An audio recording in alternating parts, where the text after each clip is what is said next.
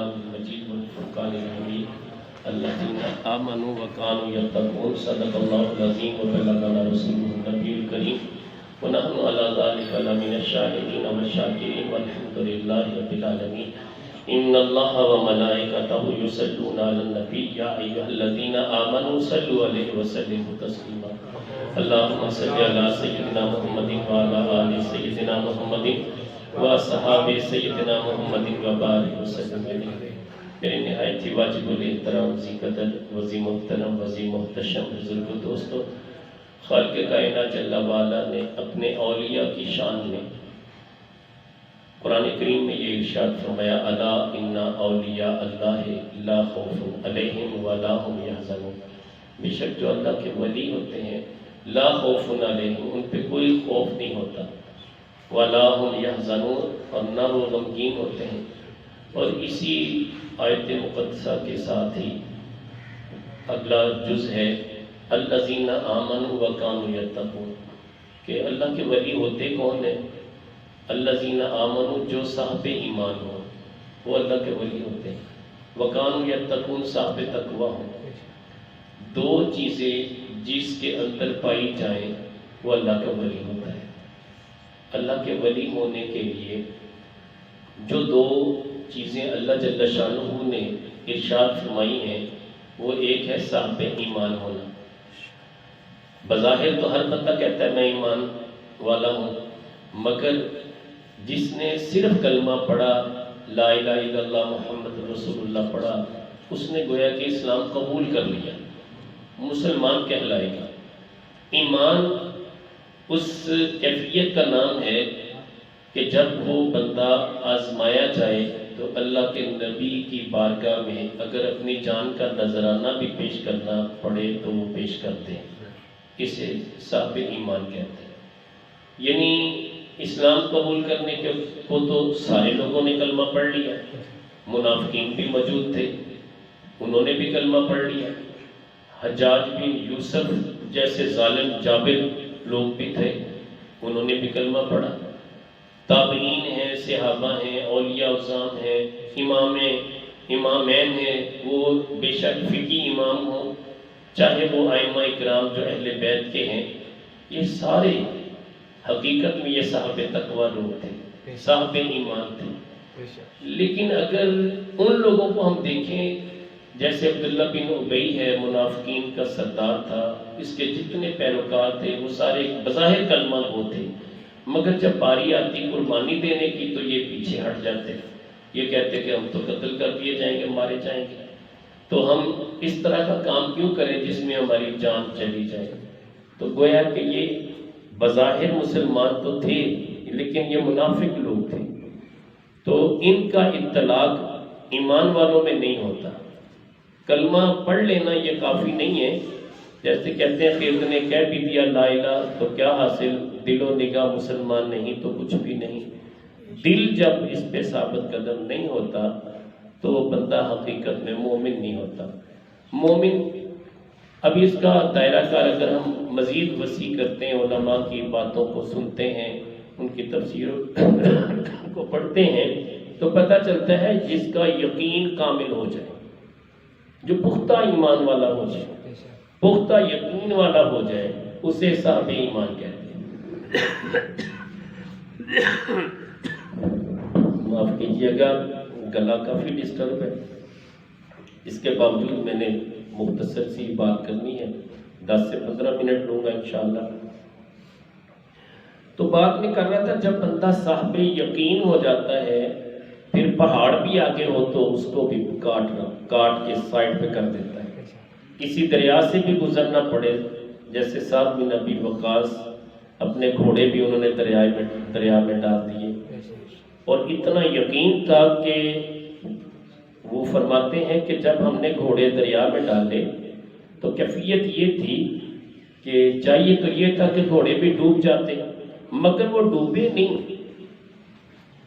دریا اس طرح ہموار ہو گیا جیسے اللہ نے موسیٰ علیہ السلام کی قوم کے لیے ہموار کیا تھا. وہ راستے بنا دیے تھے، ہر قبیلہ اپنے اپنے راستے سے دریا میں سے گزرا. ایسے ہی سعد بن ابی وقاص اور ان کے جتنے مصاحب تھے اپنے اپنے گھوڑوں پہ سوار ہیں، دریا سے گزر رہے ہیں، اور کیفیت کیا ہے کہ گھوڑوں کی سموں تک بھی پانی نہیں آیا، جو سم لگی ہوتی ہے وہ بھی گیلی نہیں ہوئی، گویا کہ پانی ہمیشہ جس میں سے بندہ گزرتا ہے اسے وہ بھگو دیتا ہے، کپڑے بھی گیلے ہو جاتے ہیں اور بالکل وہ تر و تازہ ہو جاتا ہے، پانی سے بھیگ جاتا ہے، مگر پانی کی ایک چھینٹ بھی ان پہ نہیں پڑی، خشک کے خشک رہے، ایسے لگتا تھا جیسے سڑک پہ جا رہے ہیں۔ یہ یقین کامل کی ایک کیفیت ہوتی ہے۔ ابو مسلم خولانی یہ تابعین میں سے ایک گزرے ہیں، ان کا یقین کیسا تھا اندازہ کیجئے کہ جب اسود انسی نے یہ دعویٰ کیا کہ میں نبی ہوں، تو اب نبوت کا یہ دعویٰ کرتا ہے، مگر یہ ابو مسلم خولانی اس وقت احتجاج کرتا ہے، کہتا ہے کہ میں تجھے نبی نہیں مانتا، میرے نبی اللہ کے پیارے رسول صلی اللہ علیہ وسلم وہ دنیا سے جا چکے ہیں۔ اس کے بعد لا نبی بعدی سرکار نے فرمایا کہ میرے بعد کوئی نبی نہیں ہے، تو میں تو اس بات پہ یقین رکھتا ہوں۔ اسے بڑا جلال آیا، یمن کا رہنے والا تھا، اس نے کہا کہ اس طرح کرو کہ ایک گڑھا کھودو، اس میں لکڑیاں ڈال کے آگ جلاؤ۔ اس کے جو ماننے والے تھے، اس کے جو مصاحب تھے، انہوں نے بہت بڑا گڑھا کھودا، اس میں لکڑیاں ڈالی، آگ لگا دی گئی، سب نے مل کے پکڑ کے ابو مسلم خولانی کو اس میں ڈال دیا۔ یہ ابو مسلم خولانی وہ تھے جنہوں نے صحابہ کی زیارت کی، تابعین میں سے تھے۔ حضرت عمر بن خطاب رضی اللہ تعالیٰ عنہ کے دور کی بات ہے، آپ اس وقت حیات تھے، موجود تھے۔ اب ابو مسلم خولانی کو جب اس آگ میں ڈال دیا، آگ میں ڈالنے کے بعد سارے اپنے اپنے گھروں کو ہو لیے کہ لازمی بات ہے، اب اتنی بڑی آگ جل رہی ہے، اس میں یہ جل کے راکھ ہو جائے گا، اس کی راکھ اس طرح ہوا میں بکھر جائے گی، جیسے روٹین میں ہوا چلتی ہے، بٹی اڑتی ہے، گرد اڑتی ہے، اس طرح یہ ہو جائے گا، یہ بالکل راکھ بن جائے گا۔ اتنی بڑی آگ تھی، اتنا بڑا گڑھا تھا جس میں لکڑیاں جلائی گئی تھی۔ اب سارے اپنے گھروں کو چلے گئے۔ 2 یا 3 دن کے بعد انہوں نے کہا کہ دیکھیں تو صحیح اس کی ہڈیاں باقی ہیں یا نہیں۔ جب آئے تو دیکھا وہ ابو مسلم خولانی اسی طرح تشریف فرما تھے۔ اور مزے کی بات یہ ہے کہ اسی آگ کی جگہ پہ جہاں آگ جلائی گئی تھی، لکڑیاں جل کے راکھ ہو گئیں، کوئلے جل کے ختم ہو گئے، مگر یہ اسی طرح وہیں پہ تشریف فرما ہے اور اس انتظار میں ہے کہ لوگ آ کے مجھے دیکھیں۔ یہ ہے ایمان اور یقین۔ جب یقین اتنا کامل ہو جاتا ہے، پھر اللہ کریم جل وعلا کے حکم سے اس کی قدرت اپنے جلوے دکھاتی ہے۔ قانون یہ تھا کہ آگ جلاتی ہے، رب کی قدرت یہ ہے کہ اپنے بندے کے لیے آگ کو گل و گلزار کر دیتا ہے۔ اب یہ واقعہ اتنا مشہور ہوا کہ جیسے جنگل میں آگ پھیلتی ہے، دنیا کے کونے کونے میں یہ خبر چلی گئی۔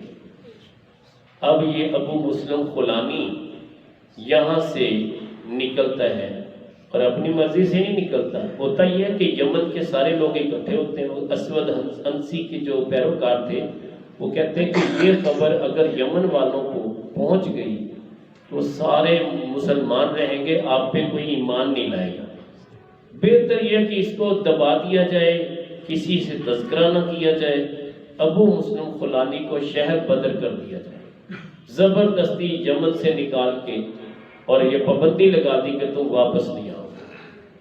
آپ نے کہا کوئی بات نہیں، جس کے لیے کوئی ٹھار نہ ہو، ٹھار مدینہ ہے، وہ مدینہ چلے گئے۔ اب مسجد نبوی میں گئے، یہ خبر وہاں پہنچ چکی تھی، لوگوں تک یہ بات پھیل چکی تھی۔ حضرت عمر بن خطاب رضی اللہ تعالیٰ عنہ سے ملاقات ہوتی ہے۔ جب حضرت عمر بن خطاب رضی اللہ تعالیٰ عنہ سے ملاقات ہوئی، ان کا اصل نام تھا عبداللہ بن صاف، ابو مسلم خولانی سے مشہور تھے، یہ ان کا لقب تھا اور مشہور ہو گئے تھے ابو مسلم خولانی کے نام سے۔ ان کا نام عبداللہ بن صاف تھا۔ تو حضرت عمر بن خطاب رضی اللہ تعالیٰ عنہ چونکہ نگاہ بصیرت بھی رکھتے تھے، اللہ کے ولی تھے، صحابہ سے بڑھ کے اللہ کا ولی کون ہوگا۔ اب کیفیت یہ ہے کہ ملاقات کرتے ہیں، پوچھتے ہیں کہ اے شخص یہ بتا تو کہاں سے آیا ہے، حالانکہ وہاں پہ تو سینکڑوں لوگ مسجد نبوی میں حاضری کے لیے آتے ہیں، مگر جیسے ہی آپ کی نگاہ پڑتی پوچھتے ہیں کہ تو کون ہے اور کہاں سے آیا؟ وہ کہتا ہے کہ میں عبداللہ بن صاحب ہوں۔ اب ابو مسلم خولانی کے نام سے مشہور تھے، کہنے کہ میں عبداللہ بن صاحب ہوں اور میں یمن سے آیا ہوں۔ کہتے ہیں آپ کے یمن میں ایک عجیب واقعہ پیش آیا، آپ کو پتہ ہے؟ کہنے لگے ہاں حضور پتہ ہے۔ کہنے لگے وہ بات سچ ہے کہ جیسے حضرت ابراہیم علیہ السلام کے لیے اللہ نے آگ کو ٹھنڈا کر دیا تھا، یمن میں بھی ایک شخص تھا، اس کے لیے اللہ نے آگ کو ٹھنڈا کر دیا، اس کو آگ میں ڈال دیا گیا تھا۔ یہ بتانے والے کون ہیں؟ عمر بن خطاب رضی اللہ تعالیٰ۔ اور عبداللہ بن صاحب کہتے ہیں کہ ہاں بالکل حضور ایسا ہوا ہے۔ آپ فرماتے ہیں وہ اس کا نام کیا تھا؟ کہتے ہیں پتہ نہیں کیا نام تھا، وہ آپ بہتر جانتے ہیں۔ کہتے ہیں تیرا نام کیا ہے؟ کہتے ہیں عبداللہ بن صاحب۔ کہتے ہیں تو ہی وہ شخص نظر آتا ہے جس کے لیے اللہ نے آگ ٹھنڈی کی۔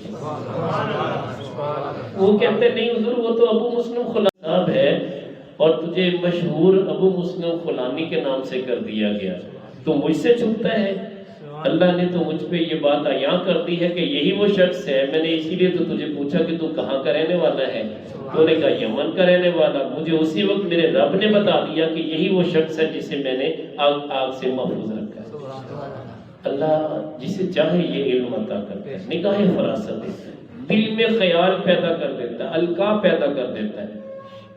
اور حضرت عمر بن خطاب رضی اللہ تعالیٰ عنہ تو وہ نگاہ بصیرت رکھتے تھے، بیٹھے ممبر پہ ہیں اور نہامن جو عراق کے اندر ہے وہاں جنگ ہو رہی ہے، یا ساریہ الی الجبل کہتے ہیں، جبکہ حضرت ساریہ نے پکارا نہیں ہے، مدد طلب نہیں کی، التجا نہیں کی، یہ بن مانگے عطا ہے کہ حضرت عمر بن خطاب کی نگاہ اتنی وسعت رکھتی ہے کہ 1500 میل کا فاصلہ ہے مگر بیٹھے ممبر پہ ہیں، دیکھ بھی رہے ہیں اور مدد بھی کر رہے ہیں۔ کیسے مدد کرتے ہیں؟ ایک آواز لگاتے ہیں، یا ساریہ الجبل، اے ساریہ الجبل الجبل، پہاڑ کی طرف دیکھو، پہاڑ کی طرف دیکھا تو پیچھے لشکر حملہ کرنے والا تھا۔ اب کیفیت کیا ہے کہ جب حضرت ساریہ اور رضی اللہ تعالیٰ عنہ واپس آتے ہیں تو پوچھا جاتا ہے، آپ کہتے ہیں کہ اگر ہم حضرت عمر بن خطاب کی آواز نہ سنتے تو یقیناً ہم ہلاک ہو جاتے۔ اب ادھر حضرت عمر بن خطاب ہی اس بندے کو دیکھ لیتے ہیں، نگاہ فراست سے پہچان لیتے ہیں، وہ اپنا نام عبداللہ بن صاحب بتاتا ہے۔ آپ فرماتے ہیں وہ ابو مسلم خولانی تھا، کہتے ہیں ہو سکتا ہے وہ ہو۔ آپ نے ہمیں لگتا ہے کہ وہ شخص تو خود ہی ہے اور تجھے ہی ابو مسلم خولانی کے نام سے یاد کرتے ہیں۔ یہ ہے یقین۔ جب بندے کا یقین پختہ ہو جاتا ہے، علماء تو یہ فرماتے ہیں کہ اگر وہ پتھر کا ستون ہو اسے کہہ دے کہ یہ سونے کا ہے، وہ سونے کا بن جائے۔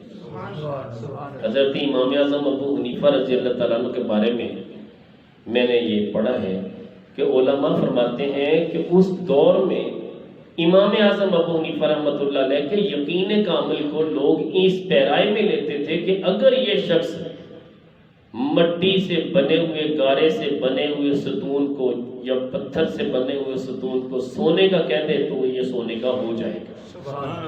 اللہ نے اسے تقویٰ کا ہی ایسا نور عطا کیا۔ میں نے بتایا کہ پہلی شرط اللہ کے ولی کے اندر صاحب یقین ہونا، صاحب ایمان ہونا، اسے اپنے رب پہ، اپنے رسول پہ اتنا یقین ہو، دنیا جہان میں کوئی نبوت کے دعوے کرتا پھرے، وہ ایک نظر اسے دیکھے گا نہیں، وہ کہے گا بس میرے نبی تو میرے رسول تو آقا کریم علیہ السلام، وہ کبھی اس طرف دھیان بھی نہیں دے گا، وہ دلائل بھی نہیں مانگے گا، یہ بھی نہیں کہے گا کہ یار کوئی دلیل ہے تو دکھاؤ، کوئی دلیل نہیں مانگے گا۔ کیوں مانگے بھئی ہم دلیل؟ اگر بالفرض کوئی دعویٰ کرتا ہے، اس سے بڑا احمق شخص کون ہوگا جو اس سے دلیل مانگے؟ کبھی تو اپنی نبوت کی دلیل دکھا۔ بھئی نہیں مانگنی ہم نے دلیل، کیوں مانگے بھئی؟ جب بات ختم کر دی میرے نبی نے کہ لا نبی یا بعد ہی، میرے بعد نبی ہو ہی نہیں سکتا، بات ختم ہو گئی۔ اب دلیل مانگنے والا سب سے احمق شخص ہے کہ دلیل بتاؤ جی، بھئی نہیں مانگنی دلیل ہم، بات ہی ختم۔ یہ ہے یقین کامل۔ اس کے بعد ہے تقویٰ۔ جب تقویٰ کا نور حاصل ہوتا ہے پھر کیفیت یہ ہوتی، امام اعظم ابو حنیفہ رحمۃ اللہ علیہ جیسی ہستی تقویٰ سے کیسے سرشار تھی، کیفیت کیا تھی؟ امام اعظم ابو حنیفہ رحمۃ اللہ علیہ آپ ایک جگہ پہ دھوپ پہ کھڑے ہیں، لوگ پوچھتے ہیں کہ حضور آپ دھوپ میں کیوں کھڑے ہیں؟ کہتے ہیں کہ مجھے اس بندے سے کام ہے، میں اس کے دروازے پہ اس لیے آیا ہوں۔ کہنے لگے حضور دیوار کے سائے میں ہو جائیں۔ کہنے لگے کہ نہیں، میں نے دروازے پہ دستک دی ہے، وہ ابھی باہر آ جائے گا، اس سے جو کام ہے میں کام اس سے بات کر کے میں واپس چلا جاؤں گا۔ کہتے ہیں حضور اتنی دیر جب تک وہ اندر سے آتا ہے آپ اتنی دیر تو کم از کم سائے میں آ جائیں۔ کہتے ہیں میں سائے میں اس لیے نہیں آ رہا، یہ نہ ہو کہ قیامت کے دن اللہ تعالیٰ پوچھ لے کہ ابو حنیفہ تو نے اس کو پیسے بطور قرض دیے تھے، ادھار دیے تھے، اور اس قرض کی مد میں تو نے یہ جو نفع اٹھایا تھا اس کی دیوار کے سائے کا، یہ بطور سود ہے، تو کہیں سود کے زمرے میں نہ آ جاؤ۔ یہ ہے تقویٰ امام اعظم ابو حنیفہ رحمۃ اللہ علیہ کا۔ اور جب بندہ تقویٰ طہارت سے سرشار ہو جاتا ہے، یقین کامل سے سرشار ہو جاتا ہے، وہ اللہ کا ولی بن جاتا ہے۔ تقویٰ یہ ہے کہ وہ کبھی بھی ایسے پیسے کو استعمال نہیں کرے گا جو حرام ہے، جس کے لیے میرے رب نے فیصلہ کر دیا کہ سود حرام ہے، وہ سود کے قریب بھی نہیں جائے گا۔ وہ کبھی ہیلے بہانے بھی نہیں تراشے گا کہ یار یہ جو تھوڑا سا نفع مل جاتا ہے بینک سے لون لے لوں، مکان بنا لوں، دکان بنا لوں، وہ بغیر دکان کے تو رہ لے گا، بغیر مکان کے رہ لے گا، مگر سود پہ پیسہ نہیں دے گا۔ اللہ کے نبی صلی اللہ علیہ وسلم نے فرمایا کہ یہ سود اتنا بڑا یہ حرام کام ہے کہ اگر اس کے 70 درجے دیے جائیں، جو کم سے کم جو اس کا گناہ ہے وہ یہ ہے کہ بندہ اپنی ماں کے ساتھ زنا کرے۔ اور آقا کریم علیہ السلام نے سود کے حوالے سے تفصیلات نہیں بتائیں، یہ یاد رکھیے، قرآن میں بھی تفصیلات نہیں ہیں، سود کا ذکر ہے۔ یمحق اللہ الربا ویربی الصدقات، اللہ صدقہ و خیرات کو بڑھاتا ہے، اللہ کے راستے پہ دیں، اللہ اس پہ برکت دے دے گا، اور سود کو اللہ گھٹاتا ہے۔ عقل نہیں مانتی، عقل یہ کہتی کہ یار سود کا مطلب یہ کہ اگر کسی کو میں نے 10,000 روپیہ دیا، 3 ماہ کے بعد اس سے جب میں واپس لوں گا تو وہ مجھے 10,000 واپس نہیں کرے گا بلکہ 15,000 واپس کرے گا، یہ 5,000 تو نفع مل رہا ہے۔ جب اللہ کے راستے پہ صدقہ و خیرات کیا جائے، 10,000 تھا اس میں سے 1,000 میں نے صدقہ کر دیا تو 9,000 رہ گیا، یہ تو گھاٹے کا سودا۔ عقل یہ کہتی کہ یہ گھاٹے کا سودا، مگر رب نے کیا فرمایا کہ نہیں، یہ نفع کا سودا، میں ایک کے بدلے 10 دنیا میں دوں گا، 70 آخرت میں دوں گا۔ عقل یہ کہتی کہ نہیں، سود میں زیادہ نفع ہے۔ اب بندہ اپنی عقل کے بل بوتے پہ یہ سارے کام کرتا ہے، اور اس کے بارے میں اللہ کے نبی صلی اللہ علیہ وسلم نے وضاحتیں اس لیے نہیں کی کہ آپ کا فرمان علی شان ہے کہ میری امت سود کے ساتھ دو چار ہوگی، اور میری امت کو سود کی ہوا ضرور لگے گی۔ کوئی سود کا کاروبار کرے نہ کرے مگر سود کی ہوا اسے ضرور لگے گی، چونکہ آقا کریم علیہ السلام نے فرما دیا۔ تو اب بڑے بڑے علماء، بڑے بڑے مشائخ، بڑے بڑے سیٹھ صاحبان جن کا تعلق بینکوں کے ساتھ ہے، تو جب بینکوں کے ساتھ ہے، جو بینک کی نوکری کر رہے ہیں وہ بھی سود کا کاروبار کر رہے ہیں۔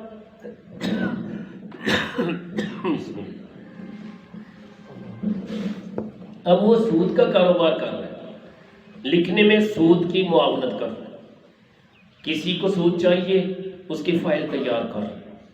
علماء نے کیا فتویٰ دے دیا کہ یہ بندہ جو بینک کی نوکری کر رہا ہے یہ حرام کما رہا ہے، یہ سود کا کاروبار کر رہا ہے۔ حکم کیا، وَلَا تَعَاوَنُوا عَلَى الْإِثْمِ وَالْعُدْوَانِ، گناہ اور زیادتی کے کاموں میں تعاون بھی نہ کرو۔ اب جتنے لوگ بینک کی نوکری کر رہے ہیں سود کی ہوا ان کو لگ رہی ہے، ڈائریکٹ وہ کہتے ہیں ہم سود نہیں کھاتے، ہم تو اپنی تنخواہ لیتے ہیں۔ اب کچھ علماء نے اس بات کی گنجائش رکھی، علماء کہتے ہیں کہ جب تک اسے نوکری کوئی اور بندوبست نہیں ہوتا، اپنا جو وقت دے رہا ہے دل میں برا جانتے ہوئے بینک کی نوکری کر لے، اس میں کوئی قباحت نہیں ہے۔ مگر جو اللہ کے نبی صلی اللہ علیہ وسلم کا فرمان ہے کہ سود کی ہوا ضرور لگے گی، ہوا اس کو لگ رہی ہے۔ جس کے پیسے بینک میں پڑے ہیں، مجبوری ہے بینک میں پیسہ رکھنا، کوئی پیر صاحب ہو چاہے علماء ہو، لاکھوں کا کاروبار ہے، لوگ بھیجتے ہیں بینک کے ذریعے بھیجتے ہیں۔ اب وہ بینک میں پیسہ آیا، وہ بے شک 1 مہینے کے لیے اس نے رکھا، 10 مہینوں کے لیے رکھا، اس میں کچھ نہ کچھ اس میں جو اس کا پرافٹ بنا، جو نفع بنا، وہ بے شک تھوڑا سا ہے، وہ ہزاروں نہیں لاکھوں کے پیچھے کچھ چند 100 روپے بھی اگر بنے گویا کہ ہوا تو اسے بھی لگ گئی۔ اب حکم کیا ہے؟ میرے بابا جی عطائے جیلانی سرکار رحمۃ اللہ علیہ، آپ سے پوچھا گیا کہ اب کیا کریں، مجبوری ہے، بینک میں تو ہر بندے کے پیسے ہیں، علماء کے بھی، مشائخ کے بھی، اس کے سوا چلتا ہی نہیں کاروبار، مجبوری ہوگی، تو یہ جو سود کے پیسے ہوں گے ان کا کیا کریں؟ فرمایا کہ اگر بینک میں پیسے رکھے ہوئے اس پہ جو نفع بنا وہ آپ کے لیے حرام ہے، مگر بینک والوں کو چھوڑ دینا بھی تو اچھی بات نہیں ہے۔ آپ بینک والوں سے لے لیں، لے کے کسی غریب مستحق کو جو زکوٰۃ کا مستحق ہے، جس کے لیے یہ اجازت ہے کہ اگر وہ حرام چیز بھی کھا لیتا ہے تو اس کی جان بچانی ہے، ایسے بندے کے لیے جو بالکل آخری سانسیں لے رہا ہے اور اس کی بیچارے کی جان جوکھوں میں پڑی ہوئی ہے، فَمَنِ اضْطُرَّ غَيْرَ بَاغٍ وَلَا عَادٍ فَلَا إِثْمَ عَلَيْهِ، کہ ایسا بندہ جس کی زندگی بچانا مقصود ہے اور وہ بے حد مجبور اور لاچار ہے، اس کا لالچ نہ ہو، آپ اسے دے دیں، اسے بتانے کی حاجت نہیں کہ یہ سود کے پیسے ہیں۔ ایون کہ علماء نے اس کی خودداری قائم رکھتے ہوئے یہ بھی بتایا ہے کہ اگر آپ کو یہ یقین ہے کہ یہ بندہ مستحق زکوٰۃ ہے تو زکوٰۃ کے پیسے بتانے کی حاجت نہیں ہے، تاکہ اس کی خودداری ڈسٹرب نہ ہو، بغیر بتائے اسے زکوٰۃ کے پیسے دے سکتے ہیں۔ اسی طرح یہ پیسے بھی اس کی مدد کے لیے، اس کی معاونت کے لیے آپ دے سکتے ہیں۔ بعض علماء نے اس کی اجازت دی ہے، لیکن بعض نے اس کی بھی مخالفت کی ہے، اور جنہوں نے اجازت دی ہے وہ یہ کہتے ہیں کہ اس پہ اجر کا ذہن میں نہ رکھیں کہ مجھے اجر ملے گا، جو آپ نے جو نفع آپ کو بینک سے ملا وہ آپ کے لیے تو حرام ہے، جائز ہی نہیں ہے، مگر اس بندے کو دے دیں جو بیچارہ بہت غریب ہے، پریشان حال ہے، اسے دے دیں، اسے بتانے کی حاجت نہیں کہ یہ سود کے پیسے ہیں۔ آپ اسے بتائیں گے نہیں لیکن اس کی مدد کر دیں گے، اس کی مجبوری میں اس کا فائدہ آپ کر دیں گے، لیکن اللہ کے ہاں اس کا اجر آپ ذہن میں نہیں رکھیں گے۔ اللہ چاہے تو اجر دے دے، نہ دے تو آپ ذہن میں یہ خیال نہیں کریں گے کہ اس کا اجر اللہ مجھے ضرور دے، کیوں؟ کوئی نیکی نہیں آپ کر رہے ہے، وہ بھی گناہ کا کام، لیکن اس کی اجازت علماء نے اس لیے دی ہے کہ وہ نہ ہونے سے بہتر ہے کسی بندے کے کام آ جائے۔ تو بہرحال یہ بعض علماء نے تو اس پہ بھی فتویٰ لگایا۔ میں نے اسی لیے بتایا کہ اللہ کے نبی صلی اللہ علیہ وسلم نے سود کی تفصیلات بیان نہیں کی، قرآن نے بھی سود کی تفصیلات بیان نہیں کی، اشارے دے دیے۔ اب ان کی تفصیلات علماء ہی بیان کریں گے۔ اب علماء میں بھی اختلاف ہے، ہمارے علماء میں بعض علماء نے اسے روا رکھا ہے جو قسطوں کا کاروبار ہے۔ وہ کہتے ہیں کہ اگر قسطوں پہ کوئی چیز آپ نے دی ہے، اس بندے کا بھلا کر دیا، 50,000 روپے کی فریج ہے، اس بندے کو 50,000 جو آپ نے خرچ کیا، فریج خرید کے دکان پہ رکھی، ایک بندے کو فری میں دے دی کہ چلے یار 6 مہینے میں پیسے دے دینا، اس کا بھلا کیا۔ پہ کاروبار جائز ہے، اس پہ اگر 10,000 نفع رکھ لیا تو جائز ہے۔ یہ امیر اہل سنت مولانا محمد الیاس ستار قادری رضوی ضیائی دعوت اسلامی کے تمام علماء کا فتویٰ ہے کہ یہ قسطوں پہ کاروبار جائز ہے۔ ڈاکٹر طاہر القادری صاحب کا فتویٰ ہے کہ قسطوں پہ کاروبار جائز ہے۔ اور جیسے کھاد سپرے لیتے ہیں، نقد لے لیں گے تو آپ نقد پیسے ادا کر کے کھاد اٹھا لیں، ورنہ 100 200 یا 1000 2000 نفع دینے کے بعد آپ یعنی ان کو جو 1000 روپے کی بوری یا 1200 میں اگر آپ کو مل رہی ہے، آپ کا فائدہ تو ہو رہا ہے، نہ ہونے سے تو بہتر ہے، تو لہٰذا بہتر یہ ہے کہ آپ یہ کر سکتے ہیں۔ مفتی اکمل صاحب کا بھی یہ فتویٰ۔ اب یہ علماء اس طرف گئے، مگر ڈاکٹر اسرار وہ جماعت اسلامی کا، مگر بات اس نے دو ٹوک کی۔ اس نے کہا کہ بھئی بات صرف اتنی ہے، جو نفع آپ لے رہے ہیں چاہیے تو یہ تک قرض حسنہ دیتے، مسلمان بھائی ہے، اس کی فصل کے لیے اسے کھاد کی ضرورت ہے، ایک بندہ اسے فریج کی ضرورت ہے، آپ بطور قرض دیتے ہیں، آپ کہتے ہیں یار یہ 50,000 روپے کی ہے، آپ 50,000 میں ہی لے لیں، آپ 6 مہینے میں پیسے دے دیں، جیسے امام اعظم ابو حنیفہ کیا کرتے تھے۔ مزہ تب ہے کہ آپ قرض حسنہ دیں۔ وہ کہتے ہیں کہ 1 روپیہ بھی اگر اس پہ آپ نے نفع لیا وہ سود ہے۔ یہ ڈاکٹر اسرار جو ہے اس کا فتویٰ یہ ہے، اس کے نزدیک یہ قسطوں کا کاروبار ناجائز اور حرام ہے۔ اب بتانا یہ چاہ رہا ہوں کہ ہمارے علماء میں بھی یہ اختلاف موجود ہے، لہٰذا اختلاف والی بات جو ہوتی ہے اس میں علماء نے یہ گنجائش بھی رکھی، جو آپ کے دل کو لگے آپ اس پہ عمل کر لیں، کیونکہ ذمہ دار علماء ہیں، فتویٰ علماء کا تھا، آپ نے اس کو روا رکھا، علماء کی تقلید کرتے ہوئے آپ نے اس پہ عمل کیا، لہٰذا اللہ جل شانہ معاف کرنے والا۔ اللہ کے نبی صلی اللہ علیہ وسلم نے چونکہ یہ فرمایا کہ میرے ہر امتی کو سود کی ہوا ضرور لگے گی، یہ وہ دور آئے گا کہ جب سود اتنا عام ہو جائے گا، اس وقت اگر کوئی تقوی طہارت والا بندہ اپنے آپ کو تقوی کے نور سے آراستہ کرنا چاہے، اس کے لیے بہتر یہ ہے وہ چند بکریاں لے کے جنگل کا سفر اختیار کر لے، جنگل میں رہے اور وہیں اپنی زندگی گزارے، بکریوں کے دودھ پہ گزارا کر لے، صرف وہی شخص سود سے بچ سکے گا، ورنہ معاشرے میں رہتے ہوئے کوئی بھی سود سے نہیں بچ سکے گا، کسی نہ کسی حوالے سے اسے وہ سود کے پیسے استعمال کرنے کا موقع ملے گا۔ مثال کے طور پہ آپ نہیں سود کھاتے، آپ کسی بینک مینیجر کے گھر میں کام کر رہے ہیں، ایک ترخان ہے اس کے گھر کے دروازے بنا رہا ہے، ایک لوہار ہے اس کے لیے کوئی چیز تیار کر رہا ہے، ایک درزی ہے اس کے لیے سلائی کر رہا ہے، معاونت کس کی کر رہا ہے؟ اس بندے کے جو سود خور ہے، جو سود کا کاروبار کر رہا ہے، پتہ یہ چلا ہوا اس کو بھی اس کے پیسوں کی لگ گئی، پیسے اس کے چونکہ بالکل پیور نہیں تھے، اس میں سود شامل تھا، اب یہ بیچارہ اسے پتہ ہی نہیں کہ یہ مینیجر ہے، یہ بینک کا کام کرتا ہے، یہ سود کا کام کر، اس بیچارے کو نہیں پتہ، یہ تو روٹین میں کام کر رہا ہے، اس نے کپڑے سلائی کر کے دیے، ترخان نے اس کے دروازے بنائے، مستری نے اس کا مکان بنایا، مگر اس نے پیسے کہاں سے دیے؟ وہ تو کاروبار سود کا کر رہا تھا، یا بینک مینیجر تھا، اس کو سود کا نفع وہاں سے ملتا تھا، یا اس نے بینک سے لون لے کے بنوایا، ہوا اس کو بھی لگی۔ تو میرے نبی صلی اللہ علیہ وسلم کا وہ فرمان عالی شان برحق اور سچ ہے، لہٰذا یہ تقوی کا نور اس دور میں ناممکن ہے، مگر میں سمجھتا ہوں کہ جو بندہ اپنی بساط کے مطابق اپنی احتیاط بروئے کار لاتا ہے وہ بھی اللہ کا ولی ہے، ٹھیک ہے؟ جتنی ہمت ہے، جتنا اللہ نے توفیق دی ہے، اتنا تو کم از کم بندہ پرہیز کرے، جان بوجھ کے تو ان کاموں میں نہ پڑے۔ میں ایک مثال دیتا ہوں کہ ہم اپنے بچوں کی تربیت کر رہے ہیں، ہم اپنے بچوں کو بینک آفیسر بنانے کی بجائے جان بوجھ کے بینک آفیسر نہ بنائیں، ہم اسے ایسے کام کی طرف لے جائیں، ایسے شعبے کی طرف لے جائیں جہاں رشوت نہ ہو، جہاں اس طرح کا سود کا کاروبار نہ ہو، کم از کم اپنی بساط کے مطابق ہم بہتر کریں، اسے عالم دین بنا دیں، اسے اگر انجینئر بنا دیں، جہاں سود کا کاروبار نہ ہو۔ میں تو اب ایک سول انجینئر کو جانتا ہوں، اس سے جب میری بات ہوئی، اس بیچارے نے مجھے جو بات بتائی، وہ کہنے لگا میں نے جاب لی، اور جب جاب ملی 1 لاکھ روپیہ میری تنخواہ تھی، تنخواہ ملنے کے بعد اب جو فائلیں میں نے جو گورنمنٹ کے حوالے سے منظور کرنی تھی، اس پروجیکٹ کے حوالے سے جو اس پہ قیمت لکھی ہوتی تھی، اتنا خرچ نہیں آنا ہوتا تھا، وہ بلڈنگ بنانے پہ اتنا سیمنٹ بجری یا جو بھی لوازمات تھے وہ اتنے خرچ نہیں ہونے تھے، فگر اتنے لکھے ہوئے ہیں کہ اس سے تو 2 بلڈنگیں بن سکتی تھیں،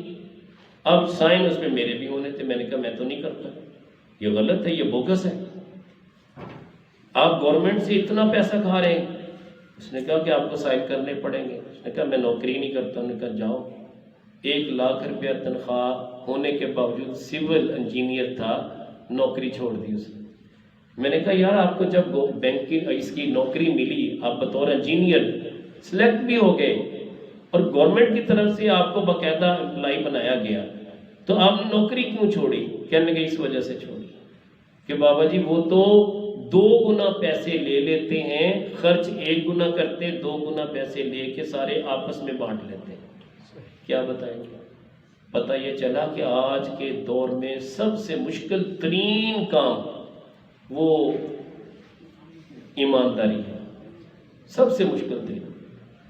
میں نے تو اب دیکھیں علم ہر بندے کے پاس ہے، پتہ ہے کہ سود حرام ہے، ہر بندے کے پاس علم ہے۔ آخری 2 منٹ میں بات ختم کرتا ہوں، میں ایک مثال دیتا ہوں۔ اسی مجلس میں پینٹ کرنے والے بھائی بھی بیٹھے ہو، اب یہ پینٹ کرتے ہیں، مجھے پینٹ کرنے والے ایک شخص نے بتایا کہ ہم پینٹ کرتے ہیں بابا جی، بڑا اچھا شعبہ ہے یہ، 1500 دہاڑی ملتی ہے، 1300 1200 اس طرح ریشو ہے جی، ایک دہاڑی، بڑی محنت والا کام ہے۔ جان جوکھوں میں ڈال دیتا ہے بندہ. مگر جو ٹھیکیدار ہوتا ہے نا پینٹ کرنے والا، وہ کہتا ہے یار اس مالک نے نا ٹھیکہ ہمیں بڑا کم دیا ہے، یعنی جو ٹھیکہ طے ہوا 50,000 بالفرض ٹھیکہ طے ہو گیا، اب وہ 50,000 سے ہم نے زیادہ کیسے کمانے. وہ کہتا ہے کہ مالک تو یہاں پہ نہیں بیٹھا، اب جو بالٹیاں ہماری جو پینٹ کی آئی ہیں بالٹیاں پڑی رہیں، ان میں سے ڈبے بھر بھر کے پینٹ کے لے جائیں، وہاں جا کے آپ سیل کرتے رہیں. اب مجھے بتائیے کہ اس کا پینٹ بیچارے کا کم ہو جائے گا. اور بلکہ میں تو ایک ایسے پینٹ والے کو جانتا ہوں کہ جو پینٹ کر رہا تھا اس دوران اس نے کیا کیا، شاپروں میں پینٹ ڈالا، شاپروں میں ڈال کے اپنے شلوار کے اندر اپنے زار بند کے ساتھ باندھ دیا. اب وہ پینٹ شاپر میں ہے، یہ اس طرح لے کے جا رہا ہے، کسی کو نہیں پتا، سارے گھر کے لوگوں کے پاس سے گزر رہے ہیں. اب پینٹ بھی ہو رہا ہے، پینٹ کمپلیٹ ہوا، اب یہ چھٹی کر کے جا رہے ہیں. ہر ایک کی شلوار کے اندر ایک ایک شاپر پینٹ کا ہے. یہ بتانے والے نے مجھے بتایا. میں نے کہا یار اس طرح کیسے؟ کہنے لگے باہر جا کے ہم روٹین میں شاپر نکال کے سائیکل سے لٹکاتے ہیں اور لے جاتے ہیں. اگر اس طرح نہ کریں تو یہ لوگ پیسے پورے نہیں دیتے، کیا کریں؟ المیہ یہ ہے، اب کوئی بھی کاروبار دیکھ لیں اس میں تقوی کا نور ہمارے پاس نہیں ہے، اس میں خیانت ہی خیانت ہے. امام اعظم ابو حنیفہ رحمۃ اللہ علیہ، آپ بیٹھے دکان پہ، ایک تھان تھا اس میں ایک نقص تھا. آپ نے اپنے ملازم کو بتایا کہ اس میں یہ نقص ہے، جب بھی کوئی آئے نا گاہک اسے آپ نے بتا کے دینا. مگر اس ملازم نے وہ بتائے بغیر بیچ دیا اور پیسے بھی اچھے لے لیے، اس تھان کے اچھی قیمت پہ بیچ دیا. امام اعظم ابو حنیفہ رحمۃ اللہ علیہ واپس آئے، پوچھا کہ وہ تھان کدھر گیا؟ کہنے لگے حضور بیچ دیا، بلکہ اچھے پیسوں میں بیچا میں نے. تو پوچھتے ہیں کہ کتنے پیسوں میں؟ کہنے لگے اتنے پیسے. فرمایا یہ تو بہترین تھان جو ہوتا ہے اس کا ریٹ ہے، تو نے یہ اتنے پیسوں میں کیوں بیچا جبکہ اس میں نقص تھا؟ کیوں نہیں بتایا؟ کہنے لگے حضور میں نے اس لیے نہیں بتایا کہ اسے پسند آ گیا. آپ نے کہا نہیں، یہ ساری کی ساری قیمت جو اس پورے تھان کی بنتی تھی آپ نے غربا مساکین میں تقسیم کر دی. فرمایا میرے لیے یہ جائز ہے. یہ وہ لوگ تھے جو صاحب تقویٰ تھے. آج تقویٰ کا نور نظر نہیں آتا، اس لیے آج اولیاء اللہ کے حوالے سے ہم جب دیکھتے ہیں تو حقیقت ہے کہ ہمیں کمی نظر آتی. ورنہ ہر بندہ مومن جس نے کلمہ پڑھا ہے، اللہ کے نبی پہ جو ایمان رکھتا ہے، وہ بندہ اللہ کا ولی ہے. یاد رکھنا، ہر بندہ مومن جسے رب پہ یقین ہے، اس کے رسول پہ یقین ہے، اور اگر وہ رزق حلال کھانے والا ہے وہ اللہ کا ولی ہے. یاد رکھنا، اللہ کے ولی کے لیے کوئی الگ لباس مخصوص نہیں ہے کہ وہ صرف گون پہن کے بیٹھے گا یا بڑے بڑے منکوں والی تسبیحاں پہنے گا یا انگوٹھیاں پہنے گا تب وہ اللہ کا ولی بنے گا. نہیں، ہر بندہ مومن اللہ کا ولی ہے اگر وہ ایمانداری کے ساتھ کام کرنا شروع کر دے، رزق حلال کھائے، رزق حلال کھلانے کی عادت بنا لے، اس میں اپنی کوشش اپنی بساط کے مطابق کر لے. لازمی بات ہے، جیسے میں نے بتایا کہ بعض چیزوں سے ہم بچ نہیں سکتے، مجبوریاں ہیں. مثال کے طور پہ بڑی ہی ہمت اور کوشش سے ہم سود سے بچنا چاہ رہے ہیں، مگر پھر بھی جس کے ہاں کام کر رہے ہیں اگر وہ سود کے پیسے لے کے آ رہا ہے ہمیں تو نہیں پتہ نا. تو اس طرح یہ مسائل ہیں. اللہ تعالیٰ ہمیں تقویٰ کا نور دے، اپنے اولیاء کے نقش قدم پہ چلنے کی توفیق دے. وما علینا الا البلاغ.